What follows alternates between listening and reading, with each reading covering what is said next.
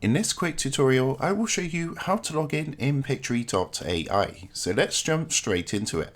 So what you're going to want to do first is open up a new internet browser and come across to the official website. So the official website is actually Pictory.ai.